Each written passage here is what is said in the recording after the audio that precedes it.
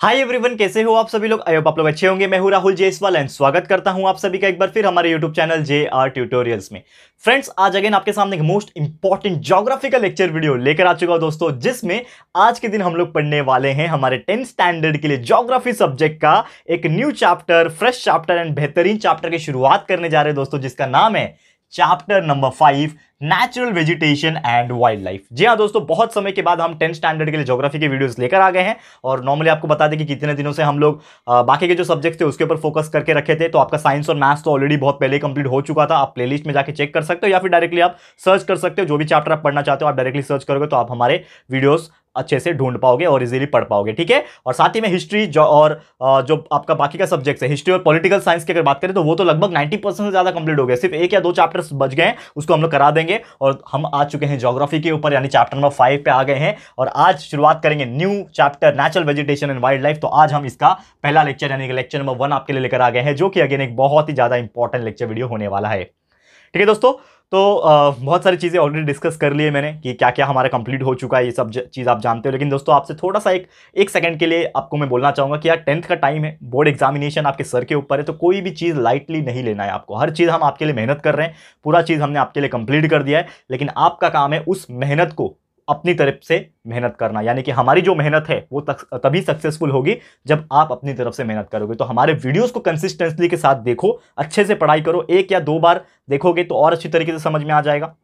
कुछ डाउट्स होगा आप मुझे पूछ सकते हो, लेकिन सबसे इंपॉर्टेंट चीज जो आपको करना है वो है सेल्फ प्रैक्टिस। जितना हो सके उतना लर्न करो अपनी तरफ से, जितना हो सके उतना मैथ्स के प्रॉब्लम्स जो होंगे उसको सॉल्व करो अपनी तरफ से। तो ऐसे मैं बार बार बोलता नहीं हूं ये सब चीज, क्योंकि आप स्मार्ट हो, आप बहुत प्यारे बच्चे हो और JR ट्यूटोरियल्स के प्लेटफॉर्म पे जुड़े हो, तो यार सबसे बड़ी बात है कि आप खुद ही बहुत ज़्यादा अच्छे से स्मार्ट होंगे, ठीक है। तो बाकी चीज़ें पढ़ते रहना अच्छे से। कुछ भी प्रॉब्लम हो like you can contact me, ठीक है। इंस्टाग्राम पे मुझे फॉलो करके मुझे मैसेज कर सकते हो, लिंक आपको डिस्क्रिप्शन में मिल जाएगा, ठीक है। शुरुआत करें आज के इस वीडियो की, नया चैप्टर शुरुआत करें। तो सबसे पहले नाम क्या है देखो चैप्टर का, natural vegetation and wild life. यानी इस चैप्टर में हम क्या पढ़ रहे होंगे, हम पढ़ रहे होंगे नेचुरल वेजिटेशन के बारे में, यानी प्लांट लाइफ, जो आपकी वेजिटेशन वाली लाइफ होती है।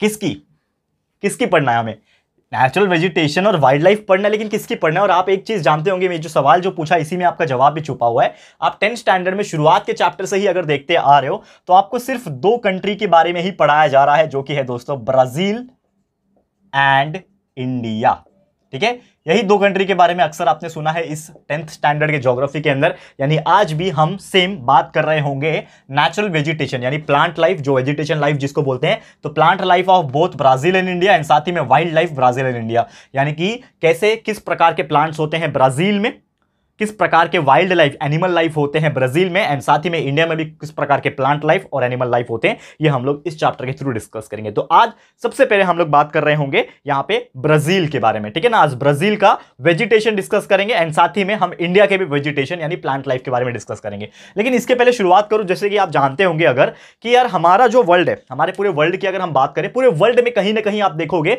किसी भी कोने में चले जाओ अर्थ के हिसाब से, और मैंने आपको शायद 8th या 9th में आपको पढ़ाया होगा, अगर आपको याद होगा, कि हमारा जो अर्थ होता है ये एक लैटिट्यूडनल रीजन्स के हिसाब से बहुत अलग अलग तरीके से डिवाइडेड है। जैसे ये 0 डिग्री पे है, ठीक है, फिर वही आप देखोगे तो यहाँ पे 10 डिग्री 20 डिग्री 30 40 करते करते करते यहाँ पे 90 आ जाता है, और अलग अलग रीजन्स होते हैं। तो ये जो लगभग 5 डिग्री के आसपास 0 से 5 डिग्री होता है, जिसको हम लोग इक्विटेरियल रीजन बोलते हैं, उसके ऊपर जाओगे आप तो ऐसे अलग अलग प्रकार के रीजन होते हैं, ठीक है ना। टुंड्रा रीजन, टाइगा रीजन, ये सब चीज आपने 9th स्टैंडर्ड के ज्योग्राफी में आपने पढ़ा होगा, अगर आपको याद आ रहा होगा अपना पिछला स्टैंडर्ड। इसलिए बोलता हूँ कंसेप्चुअल नॉलेज क्लियर रखा करो, तो आपको पिछला स्टैंडर्ड भी थोड़ा थोड़ा याद आता है, क्योंकि हर एक स्टैंडर्ड आपस में इंटरकनेक्टेड है।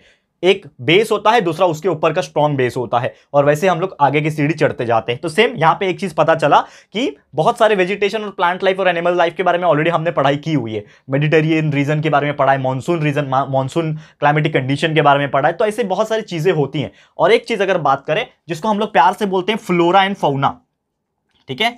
फ्लोरा एंड फौना का मतलब एक्चुअल में आपका जो चैप्टर का नाम है वही है। क्या, फ्लोरा का मतलब होता है प्लांट लाइफ यानी कि vegetation life, natural vegetation life. Fauna का मतलब होता है एनिमल लाइफ, ठीक है ना, किस प्रकार के जानवर रहते हैं। यानी कि अगर आप कोई भी कंट्री के बारे में बात करें, हम तो सिर्फ 2 ही कंट्री के बारे में बात करेंगे इस चैप्टर में, लेकिन आप पूरी कोई भी कंट्री ले लो, इंडिया, पाकिस्तान, ठीक है ना, इवन यूएस ले लो, आप इंग्लैंड ले लो, यूरोपियन कंट्रीज, रशिया ले लो, ऑस्ट्रेलिया ले लो, तो वहां पर भी आप जाओगे तो फ्लोरा एंड फौना आपको अलग अलग कंट्रीज के हिसाब से अलग अलग देखने मिलेंगे। बहुत सारी सिमिलैरिटीज भी होती है कंट्रीज के बीच में, बहुत सारे डिफरेंसेस भी होते हैं। तो हम सिर्फ बात करें ब्राजील और इंडिया के बारे में, तो यहां पे फ्लोरा एंड फौना के अंदर बहुत सारे सिमिलैरिटीज भी है और थोड़े मोड़े डिफरेंसेस भी है। तो वो क्या है हम बारी बारी से डिस्कस करेंगे। तो सबसे पहला मैं आपको टॉपिक जो ले रहा हूं वो है दोस्तों ब्राजील का वेजिटेशन, यानी कि ब्राजील में किस प्रकार के प्लांट लाइफ हैं, किस प्रकार के वेजिटेशन है, नेचुरल वेजिटेशन, वो हम लोग डिस्कस कर रहे होंगे। तो वीडियो को एंड तक अच्छे से देख लेना। आपको आज हम ब्राजील के बारे में वेजिटेशन और इंडिया के बारे में वेजिटेशन दोनों क्लियर कराएंगे। तो सबसे पहले अगर बात करें, ब्राजील एक ऐसा कंट्री है जो लगभग इक्वेटोरियल रीजन के आसपास आता है। इक्वेटोरियल रीजन के आसपास आना मतलब क्या हो गया दोस्तों, यहां पे थोड़ा सा ध्यान से समझने की कोशिश करो। इक्वेटोरियल रीजन मतलब होता है इक्वेटर के नजदीक रहना। और आपको एक चीज पढ़ाया गया था बहुत पहले ही, 8th या 9th में आपने पढ़ा होगा कि जहां पे भी इक्वेटोरियल होता है वहां पे जो रेनफॉल होता है वो बहुत ही अच्छा खासा होता है, यानी बारिश बहुत जोरों से होती है, बहुत ही फ्रीक्वेंट तरीके से होती है और कंसिस्टेंसी के साथ होती है, पूरे साल भर होने के चांसेस ज्यादातर होते हैं। ठीक है, तो ब्राजील में रेनफॉल बहुत ज्यादा वैरी करता है क्योंकि उसका फिजियोग्राफी उस प्रकार का है। और आप जानते हैं बहुत सारा जो इक्वेटोरियल रीजन होता है वहां पे पूरे साल भर बारिश होता है। और जैसे जैसे आप इक्वेटर से दूर जाते हो, समझ लो ये आपका इक्वेटर था, बीच वाला लाइन क्या है आपका इक्वेटर है, लेकिन आप जैसे जैसे इक्वेटर से दूर जाते हो, मतलब और इक्वेटर से दूर दूर जाते हो, चाहे आप नॉर्थ की तरफ जाओ, चाहे आप इक्वेटर से दूर साउथ की तरफ जाओ, इस प्रकार, ठीक है ना, साउथ की तरफ भी जाओ, ये तो नॉर्थ हो गया, वैसे आप साउथ की तरफ भी आ रहे हो, तो यानी कि आप इक्वेटर से ऊपर की तरफ दूर जाओ या फिर नीचे की तरफ दूर जाओ, लेकिन इन शॉर्ट अगर आप इक्वेटर से दूर जा रहे हो तो जो रेनफॉल होता है वो क्या होता है दोस्तों, धीरे धीरे क्या होने लगता है, रिड्यूस होने लगता है। यानी इससे एक चीज क्लियर हो गया कि इक्वेटोरियल रीजन, खासकर ब्राजील जो कंट्री है वो इक्वेटर के आसपास आता है। ठीक है ना, ये आपका साउथ अमेरिका, ठीक है ना, साउथ अमेरिका जो कॉन्टिनेंट है वहां पे आता है। तो साउथ अमेरिका में ब्राजील जो कंट्री है वो इक्वेटर के आसपास आता है और इक्वेटर के होने की वजह से, इक्वेटर के आसपास होने की वजह से वहां पे रेनफॉल बहुत अच्छी तरीके से होता है। लेकिन जैसे जैसे आप दूर जाओगे वैसे वैसे रेनफॉल भी साथ ही में रिड्यूस होने लगता है। एंड इस वजह से क्या होता है, उसका जो नेचुरल लाइफ है, वेजिटेशन लाइफ है, इसके ऊपर भी बहुत ज्यादा फर्क पड़ता है। क्योंकि एक सिंपल सी बात है, जैसे हमारे कंट्री का एग्जांपल ले लेता हूं मैं छोटा सा, कि समझ लो आज बारिश हो रहा है या फिर समझ लो बारिश का सीजन है, तो बारिश के सीजन में प्लांट्स बहुत ही हरे भरे आपको दिखाई देंगे, ग्रीन दिखाई देंगे। लेकिन वही अगर बारिश ही नहीं हो रहा है तो आपको वही प्लांट सूखे हुए नजर आएंगे, जंगल एकदम सूखे हुए नजर आएंगे, जहां पे पेड़ और घास वगैरह आपको ज्यादा दिखेंगे वहां पे वो सब चीज सूख गए होंगे। इसका मतलब क्या है कि कहीं ना कहीं वेजिटेबल्स या फिर वेजिटेशन जिसको हम लोग बोलते हैं या फिर जो प्लांट लाइफ बोलते हैं, ये सबसे ज्यादा किसके ऊपर डिपेंड करता है, रेनफॉल के ऊपर। यानी कि plant life is directly proportional to rainfall. जितना अच्छा रेनफॉल उतना अच्छा प्लांट लाइफ, जितना कम रेनफॉल उतना सूखा पड़ेगा। ये जानते हो कि नहीं बात? तो ये बहुत ही सिंपल सा लॉजिक है। और इसीलिए इस माफ कीजिएगा, इसीलिए ये जो कंट्री होते हैं ब्राजील, इसके आसपास आप देखोगे या फिर ब्राजील कंट्री में आप देखोगे तो वहां पे कुछ ऐसे फॉरेस्ट होते हैं जो हमेशा क्या होते हैं, एवरग्रीन होते हैं। क्या बोलते हैं दोस्तों, एवरग्रीन फॉरेस्ट।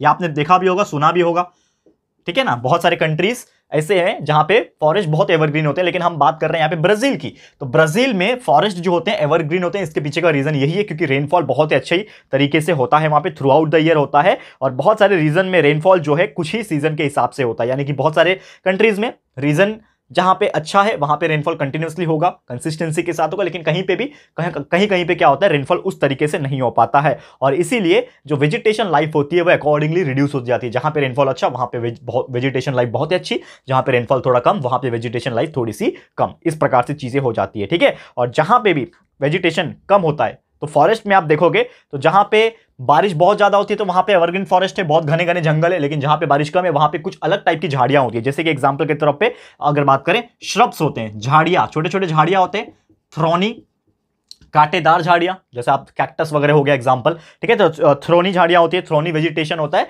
तो यहां पे अक्सर ऐसे पाया जाता है क्योंकि थ्रोनी वाले वेजिटेशन लाइफ को, थ्रोनी वाले प्लांट्स को पानी की ज्यादा जरूरत नहीं पड़ती है, तो विदाउट वाटर भी वो थोड़ा सर्वाइव कर पाते हैं। इसीलिए जहां पे बहुत अच्छा बारिश है वहां पे वो आपको घने जंगल दिखेंगे, फॉरेस्ट दिखेंगे। लेकिन यहाँ पे बारिश कम होती है, रिड्यूस होती है, वहां पे आपको श्रब्स और थ्रोनी प्लांट्स, थ्रोनी टाइप के वेजिटेशंस आपको देखने मिल जाएंगे। और ब्राजील की अगर बात करें, ब्राजील एक ऐसा कंट्री है, जैसे आप जानते हो कि ब्राजील में ही आपका अमेजॉन रेन फॉरेस्ट है, वर्षावन जिसको होते हैं अमेजॉन, ठीक है, ये आपने नाम सुना होगा।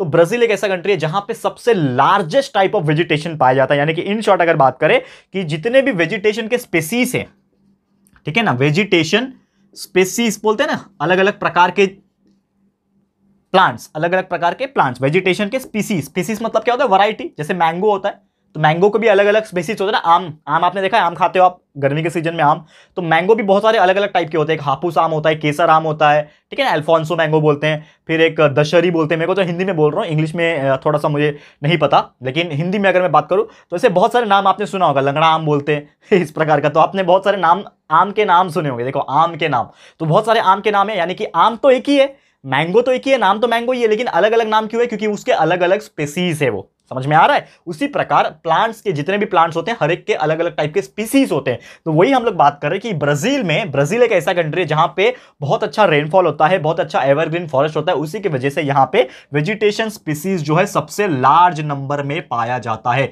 यानी पूरे वर्ल्ड में सबसे ज्यादा large number of species of plants कहां पाया जाता है? आपका ब्राजील में पाया जाता है। ब्राजील जो कंट्री है उसमें पाया जाता है, और खासकर अमेजॉन रेन फॉरेस्ट में पाया जाता है। ये चीज आपको ध्यान में रखना है। और इसी के अंदर एवरग्रीन वेजिटेशन आ जाता है, सेमी एवरग्रीन एरिड रीजन भी आ जाता है, ठीक है ना।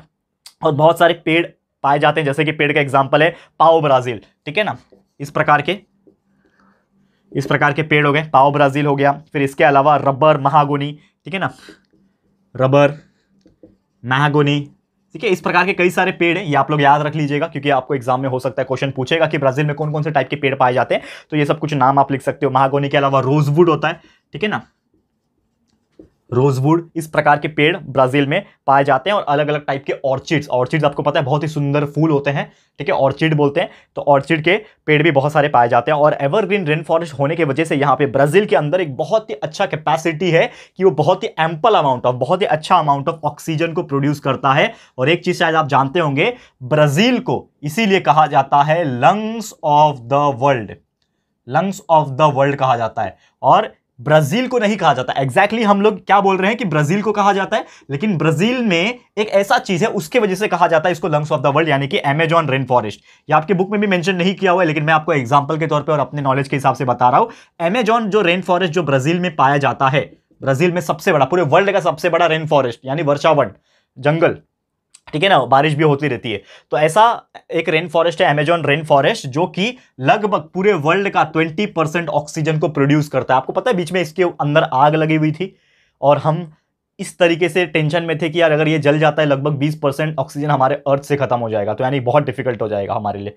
तो ये इतना घना जंगल है, इतना अच्छा ब्राजील के अंदर जंगल है, जो कि पूरे वर्ल्ड में 20% ऑक्सीजन को सप्लाई करता है। क्योंकि आप जानते हो प्लांट्स क्या करता है, कार्बन डाइऑक्साइड लेता है और ऑक्सीजन प्रोड्यूस करता है। और हमें किस बात की जरूरत है, हमें किस चीज की जरूरत है? ऑक्सीजन की जरूरत है। तो जो चीज हमें चाहिए वो ये प्रोड्यूस करता है, इसीलिए इसको बहुत अच्छा माना जाता है। ब्राजील का जो अमेजॉन रेन फॉरेस्ट है, इसको बहुत अच्छा माना जाता है, और इसीलिए ब्राजील का बहुत अच्छा नाम भी है। क्लियर है दोस्तों? तो उम्मीद करता हूं कि ये चीज आपको बहुत अच्छी तरीके से समझ में आ गया होगा। तो ये था हमारा सबसे पहला आज का टॉपिक, जिसका नाम था ब्राजील वेजिटेशन, यानी ब्राजील के अंदर प्लांट लाइफ कैसा है, कौन से प्रकार के पेड़ है, रेनफॉल के हिसाब से कैसे कैसे आ जाते हैं पेड़, और क्या क्या चीजें हैं, ये सब चीज हमने डिस्कस कर लिया।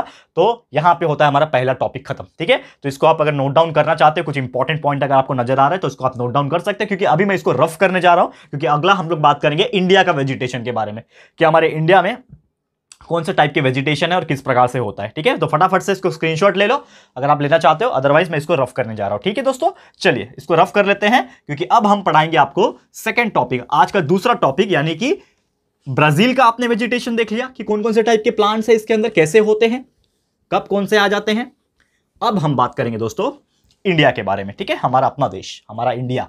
तो हेडिंग डाल देते हैं second, that is India vegetation. हमारे इंडिया में वेजिटेशन लाइफ यानी प्लांट्स लाइफ किस प्रकार है, ये हम लोग देखेंगे। थोड़ा सा ध्यान से देखना, देखो हमारे इंडिया के बारे में थोड़ा सा ध्यान से ऑब्वियसली देखना आप लोग। तो यहाँ पे इंडिया की बात करें, यहाँ पे इस रीजन के हिसाब से बात करें, क्योंकि हमारा इंडिया एक ट्रॉपिकल रीजन में आता है, आप जानते होंगे हमारा जो इंडिया है ये एक ट्रॉपिकल रीजन में आता है। और ट्रॉपिकल रीजन का मतलब ये होता है कि यहाँ पे कुछ फिक्स क्लाइमेटिक कंडीशन भी नहीं होता है, और दूसरा चीज यहाँ पे रेनफॉल जो है कंसिस्टेंसी के साथ नहीं होता है। हर जगह आपको अलग अलग टाइप के रेनफॉल देखने मिलते हैं। तो अक्सर कुछ रीजन ऐसे होते हैं जहां पे अलग टाइप के रेनफॉल होते हैं।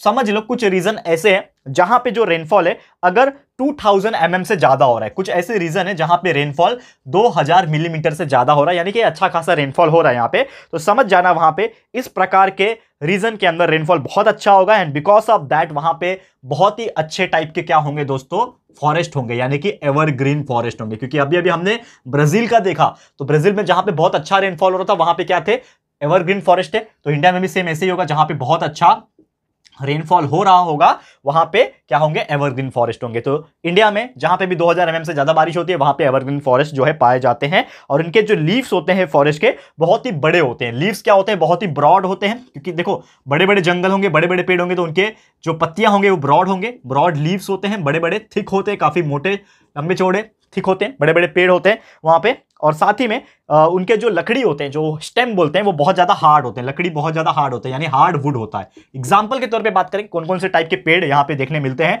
एग्जाम्पल है महागोनी, जैसे ब्राजील में भी ये पार्ट पाया जा रहा था, ब्राजील में भी ये जो पेड़ है ये पाया जा रहा था महागोनी, ठीक है। महागोनी के अलावा यहाँ पे रोजवुड और रबर भी पाया जाता है, सेम ब्राजील जैसा, रबर और रोजवुड भी सेम यहाँ पे पाया जाता है। ये सब चीज आपको ध्यान में रखना है, क्लियर है, याद रहेगा ये सब चीजें। देखो छोटी छोटी चीजें हैं लेकिन आपको याद रखना है और साथ में नोट्स बना के चलना है, तभी आपको ये सब चीज समझ में आएगा। उसके अलावा बहुत सारे अलग अलग टाइप के क्रीपर्स, क्या होते हैं क्रीपर्स, ये जो रेंगने वाले जो प्लांट्स होते हैं ना, जो कहीं पे भी क्लाइंबर्स जिसको बोलते हैं, कहीं पे भी चढ़ के कोई भी पेड़ के ऊपर चढ़ जाते हैं, जैसे मनी प्लांट होता है हमारा, उस प्रकार के क्रीपर्स जिसको बोलते हैं वो बहुत सारे यहाँ पे पाए जाते हैं। और हमारा इंडिया ही ऐसा बहुत अच्छा देश है, ब्राजील तो है ही लेकिन इंडिया भी एक ऐसा देश है जहां पे बहुत ही ह्यूज टाइप ऑफ डाइवर्सिटी पाया जाता है, बायोडिवर्सिटी, यानी अलग अलग टाइप के प्लांट्स आपको देखने मिल जाते हैं फॉरेस्ट के अंदर। फिर कुछ ऐसे रीजंस होते हैं, ये तो हमने बात किया पहले रीजन के बारे में जहां पे 2000 mm के आसपास बारिश होगा, लेकिन कुछ ऐसे रीजन भी होते हैं दोस्तों जहां पे समझ लो 1000 से लेके 2000 mm के बीच में अगर बारिश होती है, 1000 से लेके 2000 mm, यानी कि 2000 से कम हो गया ये, लेकिन 1000 से ऊपर है। तो अगर 1000 से 2000 mm के बीच में बारिश हो रही है, ऐसे रीजन यानी कि एक मॉडरेट रीजन, मॉडरेट रेनफॉल वाले रीजन, बहुत ज्यादा भी रेनफॉल नहीं हो रहा है, बहुत कम भी नहीं हो रहा है, एक बीच का रेनफॉल का जो रीजन होता है, वहां पे आपको डेसिडियस टाइप के फॉरेस्ट देखने मिल जाते हैं, डेसिडियस, ठीक है। डेसिडियस टाइप के फॉरेस्ट जो है अक्सर देखने मिल जाते हैं। और इनकी जो पत्तियां होती है ये भी क्या हो जाती हैं, धीरे धीरे क्या हो जाती है, काफी अच्छी भी होती है, लेकिन इसमें एक अच्छी चीज अगर मैं बात करूं, ये टाइम टू टाइम ये झड़ती भी है, ठीक है ना। ये क्या करते हैं, लीव्स जो होते हैं वो लॉस्ट भी होते हैं, क्योंकि आपने देखा होगा ना पतझड़ जिसको बोलते हैं, पत्तियां पूरा झड़ जाना, वापस से नई पत्ती आना, तो उस प्रकार की चीजें यहाँ पे डेसिडियस फॉरेस्ट में अक्सर देखा जाता है। एग्जाम्पल के तौर पे अगर बात करें कि कौन कौन से टाइप के पेड़ होते हैं, एग्जाम्पल इसमें ध्यान रखना, ठीक है। एग्जाम्पल के तौर पे यहाँ पे देखेंगे तो टीक का पेड़ होता है, बनियान, बरगद का पेड़, ये तो आप जानते होंगे, बनियान का पेड़, ठीक है। बांबू का पेड़, बांबू आप जानते हो कितना काम आता है हमें इंडिया में, खासकर घर वगैरह बनाने में, ठीक है। तो इस प्रकार के पेड़ जो है अक्सर पाए जाते हैं इस टाइप के फॉरेस्ट के अंदर। अब एक और रीजन है यहाँ पे इंडिया में जहां पे जो रेनफॉल है बहुत कम होता है, कुछ ऐसे रीजन भी है हमारे इंडिया में जहां पे रेनफॉल जो है 1000 से कम होते हैं, लेस देन 1000 से क्या हो रहे हैं, कम हो रहे हैं, लेस देन 1000। ये 2000 से क्या थे, मोर थे, या फिर 2000 के आसपास थे। तो अगर कुछ ऐसा रीजन है जहां पे 1000 mm से भी कम, यानी कि बहुत कम रेनफॉल हो रहा है, तो वहां पे आपको बहुत ही अलग टाइप के फॉरेस्ट आपको देखने मिलेंगे, बहुत ही अलग टाइप के आपको पेड़ पौधे, वेजिटेशन लाइफ देखने मिलेंगे। जैसे कि यहाँ पे ऐसा रीजन जहां पे बारिश कम हो रहा है, यानी कि वो रीजन क्या होगा, ड्राई रीजन होगा, सूखा रीजन, ठीक है। जैसे रेगिस्तान वगैरह, राजस्थान वगैरह आप देखोगे तो वहां पे बारिश बहुत कम होती है, तो वहां पे आप देखोगे तो थ्रोनी एंड श्रब टाइप, ठीक है ना, कांटेदार पेड़, थ्रोनी कांटे वाले पेड़, बबूल का पेड़, ठीक है ना, इस प्रकार के थ्रोनी टाइप, श्रब झाड़ियां जो होती है छोटी छोटी, श्रब टाइप के पेड़, थ्रोनी टाइप के पेड़, इस प्रकार के पेड़ आपको देखने मिल जाएंगे उन रीजन में, क्योंकि बारिश बहुत कम होता है। एग्जाम्पल के तौर पर अगर बात करें, ठीक है ना, कैटेचू, ठीक है, कैचू टाइप के पेड़ हो गए। फिर उसके अलावा अगर बात करें, ठीक है ना, फिर अकासिया, ये तो आपने सुना ही होगा, बहुत फेमस पेड़ है, अकासिया हो गया। फिर उसके अलावा अगर बात करें खेजड़ी, ये सब पेड़ के नाम है, ठीक है ना, प्लांट्स के नाम है, ये आप नाम याद रख सकते हो, बहुत सारे अलग अलग सिचुएशन में मैंने बता दिए हैं। तो खेजड़ी टाइप के पेड़ हो गए, तो ये सब चीज जो है, कैक्टस हो गए, एलोवेरा हो गए, इस प्रकार के कई सारे पेड़ आपको ये रीजन में पाए जाते हैं, क्योंकि इनको बारिश की बहुत कम जरूरत पड़ती है, बिना पानी के भी ये सर्वाइव कर पाते हैं। तो इस हिसाब से चीजें देखने मिलती है आपको। और बहुत सारे ऐसे इलाके होते हैं जो दलदल वाले इलाके होते हैं, क्योंकि ये तो चीजें हमने बारिश के हिसाब से बात की, लेकिन कुछ स्वैम्पी प्लेसेस होते हैं, स्वैम्पी प्लेसेस यानी कि जो थोड़े से नमी वाले इलाके होते हैं, दलदल वाले इलाके होते हैं, वहां पे आपको कुछ अलग टाइप का क्लाइमेटिक कंडीशन और कुछ अलग टाइप का वेजिटेशन लाइफ आपको देखने मिल जाएगा। तो आपने देखा होगा सुंदरबन एक जगह है, ठीक है ना, सुंदरबन हमारे ईस्ट में, नॉर्थ ईस्ट में आप देखोगे सुंदरबन करके जगह है, वहां पे आपको मैंग्रोव्स बहुत ज्यादा देखने मिलते हैं, ठीक है, मैंग्रोव्स फॉरेस्ट। मैंग्रोव्स क्या होता है, दलदल के अंदर से भी छोटे छोटे पेड़ ऐसे निकले रहते हैं, आपने देखा होगा, ठीक है ना, न्यूमैटोफोर्स, ऑक्सीजन लेने के लिए बने होते हैं, साइंस में पढ़ाया हुआ है मैंने, न्यूमैटोफोर्स क्या होता है। तो ये सब चीजें आपने देखा होगा, और वहां पे ऑक्सीजन तो प्रोड्यूस होता है, लेकिन दलदल वाले इलाके में एक मीथेन गैस भी प्रोड्यूस होता है, उसके लिए भी वो एक तरीके से आप बोल सकते हैं यूजफुल हो जाता है। और साथ ही में दूसरे जगह आप जाओगे, तो चलो मैंने दलदल वाली स्वैम्पी प्लेसेस की बात करें, लेकिन आप थोड़ा हिमालय रीजन पे चले जाओगे, यानी नॉर्थ साइड हमारे कंट्री में ऊपर की तरफ जाओगे तो हिमालय रीजन आ जाता है, पूरा उत्तराखंड, पूरा हिमाचल प्रदेश, पूरा हिमालयस ही है। तो वहां पे कुछ आपको अलग अलग टाइप के पेड़ पौधे देखने मिल जाएंगे, जैसे कि आपको वहां पे हाई एल्टीट्यूड रीजन होता है। हाई एल्टीट्यूड रीजन की वजह से आपको वहां पे कॉनिफरस पेड़, कॉनिफरस ट्रीज होते हैं ना, स्लोप वाले, जैसे क्रिसमस ट्री होता है, इस प्रकार के पेड़ आपको देखने मिल जाते हैं, ठीक है ना, ऐसा वाले पेड़ देखा है आपने, ठीक है। इस प्रकार के कॉनिफरस ट्रीज बोलते हैं इसको। तो कॉनिफरस ट्रीज जैसे कि पाइन हो गया, देवदार हो गया, इस प्रकार के पेड़ आपको मिक्स फॉरेस्ट जो है देखने मिल जाएंगे। डेसिडस फॉरेस्ट भी वहां पे कहीं कहीं देखने मिल जाते हैं। यानी कि इन शॉर्ट अगर बात करूं कि हिमालयस के अंदर आपको कौन से कॉनिफरस भी देखने मिल जाएंगे, कॉनिफरस फॉरेस्ट भी आपको देखने मिल जाएगा, साथ ही में डेसिडियस भी आपको देखने मिल जाएगा। यानी कि कहीं ना कहीं दोनों आपको अलग अलग मिक्स टाइप के फॉरेस्ट देखने मिल जाएंगे और अलग अलग टाइप के पेड़ वहां पे पाए जाते हैं।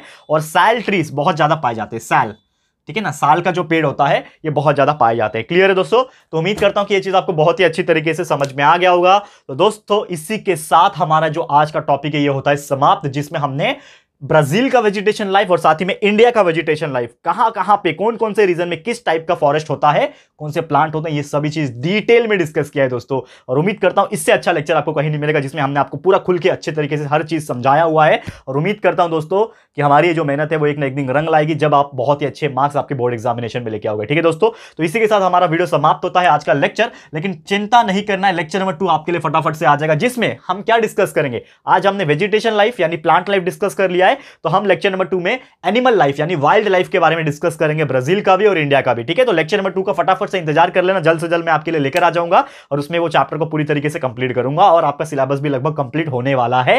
तो आप लोग बस अपनी तरफ से पढ़ाई करते रहो, जितना हो सके उतना कंसेप्चुअल नॉलेज को क्लियर करो। एक बार वीडियो देख के नहीं समझेगा, दूसरी बार देखो, लेकिन ट्रस्ट में दोस्तों मेहनत करोगे तो हर चीज समझ में आएगा और हर चीज आपको याद भी रह जाएगा। ठीक है, इसको आप स्क्रीनशॉट लेना चाहते हो तो स्क्रीनशॉट भी ले सकते हो। क्लियर है दोस्तों? तो इसी के साथ वीडियो समाप्त होता है। वीडियो आपको कैसा लगा प्लीज हमें कमेंट करके बताना, अपनी राय और सजेशन जरूर से बताना दोस्तों।